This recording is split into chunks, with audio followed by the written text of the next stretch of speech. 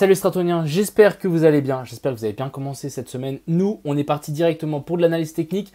On va parler du Bitcoin, de l'Ethereum, même pas du BNB. On va parler de l'indice du dollar, du SP500. On ira voir bien évidemment la charte du Bitcoin et ensuite on ira voir donc Twitter, les liquidations, le mur, l'open interest et les funding, qu'est-ce que j'en pense, etc.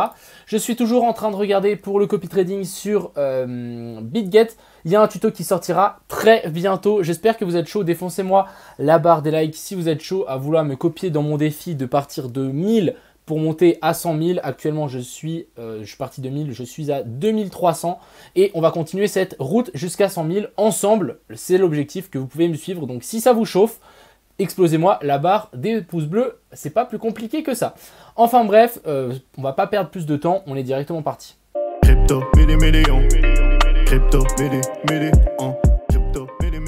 Commençons directement par Twitter et les différentes statistiques. Étant donné que le prix du Bitcoin n'a pas encore beaucoup bougé par rapport à hier, bref, il y a des autres choses à dire. Donc déjà, ça c'est le scénario qu'on peut attendre clairement pour le Bitcoin. C'est vraiment accumulation, accumulation, manipulation. On descend vers les 19 000 et ensuite expansion, on décolle vers le haut. Complètement faisable.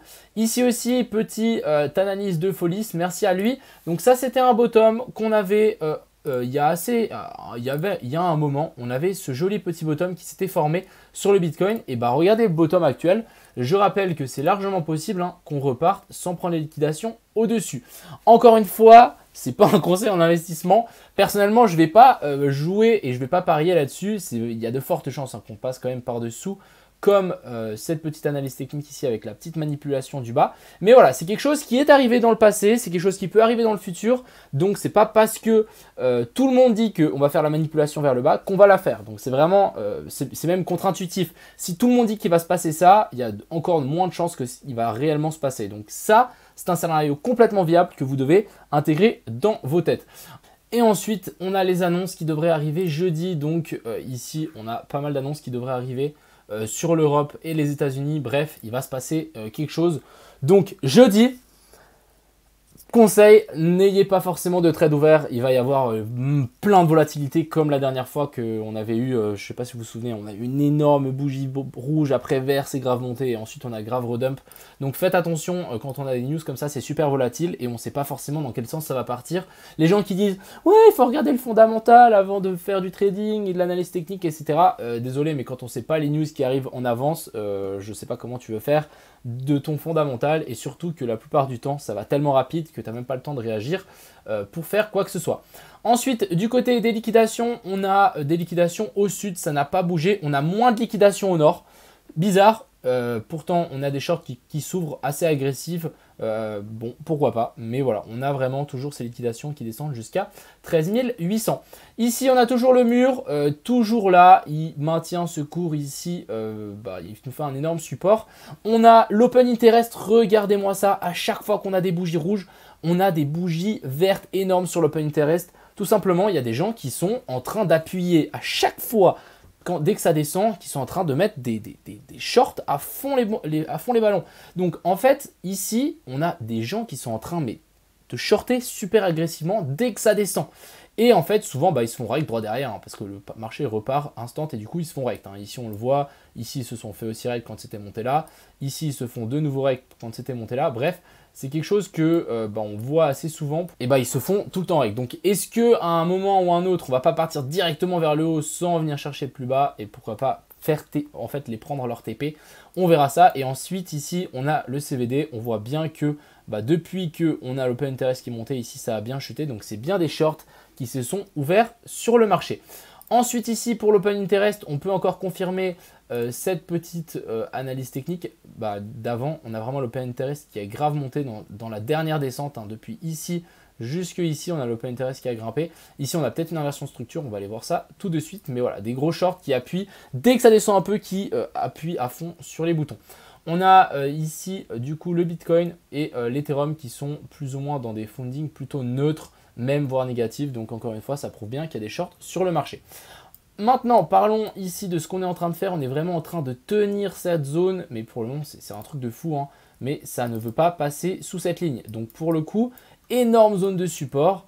Et là, si on nous fait vraiment cette manipulation vers le bas pour ensuite repartir, imaginez-vous un pump de malade. Hein. Vraiment, vu comme on est en train de compresser ici, le moment où ça va partir, ça risque de partir assez violemment. Je rappelle que demain, il y a l'ouverture des marchés, donc ça risque de bouger. Et en plus, jeudi, on a les news de l'Europe. Donc, il va se passer des choses. Clairement, il faudra être, à mon avis, devant les charts pour pouvoir en profiter parce que sinon, c'est la roulette russe, clairement. Ce qui est assez intéressant ici, c'est qu'en 15 minutes, on a peut-être une inversion de structure. Vous voyez qu'ici, on est venu faire notre cost, donc continuation de la structure baissière. Et ici, on n'est pas encore venu faire un boss. Donc l'objectif ici, pour les boules, c'est de casser ça, faire une clôture au-dessus, et ensuite de redescendre de longue ici, donc longue sous cette petite zone des equal low, hop. En tout cas, c'est la zone dans laquelle j'essaierai de longue si vraiment on a notre boss qui se confirme. Mais donc, si on a le boss qui confirme, moi je placerai mon ordre d'achat juste ici en dessous avec un stop loss là en dessous et on essaiera de targeter un petit peu plus haut parce qu'ici, c'est une inversion structure assez jolie pour le coup. Mais encore une fois, ça peut totalement correspondre à une chasse des liquidités plus bas. Je rappelle qu'on peut encore faire cette petite zone de manipulation, passer sous toutes ces zones et ensuite repartir. Mais c'est vrai que ça me semble quand même assez suspect, tous les dumps qu'on a ici et l'open interest qui pump à chaque fois. Bref, il se passe quelque chose, c'est peut-être toujours le même gars qui est en train de rage quit contre le trading ou je sais pas quoi avec des millions, même voire des centaines de millions. Bref, il se passe quelque chose en tout cas pour le cours et malheureusement on ne sait pas trop dans quel sens ça va partir. Mais quand ça va partir, on va être sûr que ça va partir assez violemment. Et à mon avis, il y a des gens qui vont se faire hit. Du côté de l'Ether, rien n'a changé. On est toujours en train de latéraliser ici tranquillement. Après cette jolie petite tendance haussière qui a été confirmée. Toujours pas d'inversion de structure ici pour le coup. Ça reste complètement haussier. On va parler de l'indice du dollar qui nous fait encore un nouveau plus haut. Après, encore une fois, faites attention. On arrive dans la zone dans laquelle on va sans doute, pourquoi pas, se retourner. On a des divergences quand même qui commencent à se mettre en place depuis un certain temps, donc des divergences baissières. Et à un moment ou à un autre, vous savez très bien que ça va craquer. Et ça sera bon pour le Bitcoin. Ce qu'il faut aussi se dire, c'est qui est super intéressant, c'est de dire que l'indice du dollar monte, mais le Bitcoin stagne. Donc, si on a ces deux indicateurs, normalement, si l'indice du dollar monte, le Bitcoin devrait dump, qu'on soit d'accord. Mais là, le fait que le Bitcoin reste, c'est comme si on avait une divergence haussière qui est en train de se former sur le Bitcoin. Et ça, c'est quelque chose d'excellent. C'est juste super. Et à mon avis, quand l'indice du dollar va vouloir se retourner et que le Bitcoin déjà tient maintenant la montée de l'indice du dollar, ça peut vraiment être très très très très bon pour nous. Donc vraiment à surveiller cet indice du dollar. Dès qu'on va le voir commencer à affaiblir, moi je pense que je vais mettre le pâté directement sur le Bitcoin qui encore une fois a beaucoup perdu de valeur contre les autres altcoins et on arrive sur un support.